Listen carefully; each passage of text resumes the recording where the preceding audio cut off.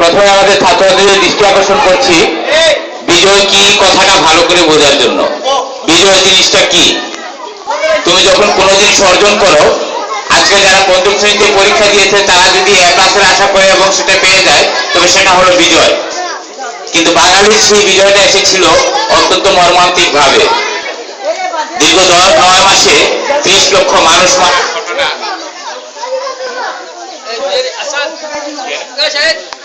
9 মাসে 30 লক্ষ মানুষ মারার ঘটনা, এমন হত্যাকাণ্ড এই পৃথিবী কোথাও দেখেনি।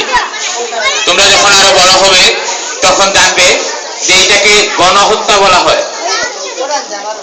আজকের এই দিবসে কারোর জন্য সুখের, কারোর জন্য দুঃখের, এমন অনেকেই আছে যারা তাদের আত্মীয় স্বজন, মা ভাই বোনকে এই যুদ্ধে হারিয়েছে। তারা আজকে গর্বিত হবে, কিন্তু সেই সাথে ফেলবে আনন্দের অশ্রু। আমার শিক্ষার্থীদের প্রতি আমার অনুরোধ থাকবে, এই যে বিজয়ের সাফল্য গাথা, সেই সাফল্য গাথা যেন কখনো মলিন না হয়। সবাই যখন জয় বাংলা বলে, অনেকেই বলে জয় বাংলা নাকি আওয়ামী লীগের স্লোগান, কিন্তু আমি বলবো না, জয় বাংলা কোনো দলের স্লোগান নয়। জয় বাংলা হলো মুক্তিযুদ্ধের স্লোগান। এই স্লোগান দিয়ে আমাদের সবাই এই দেশকে স্বাধীন করেছিল। এই দেশের সকলের স্লোগান হওয়া উচিত জয় বাংলা। অন্তরে জয় বাংলাকে লালন করবে, এই বাংলাদেশকে ভালোবাসকে, এই দেশের মাটিকে অপবিত্র হতে দিবে না। তোমাদের প্রতি এই আহ্বান জানাচ্ছি।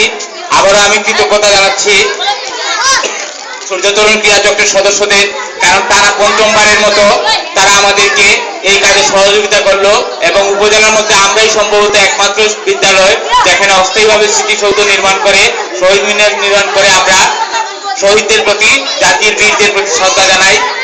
সবাইকে ধন্যবাদ, সেই সাথে সূর্য তরুণ ক্রীড়া চক্রের সকলের প্রতি কৃতজ্ঞতা, শুভেচ্ছা, ধন্যবাদ।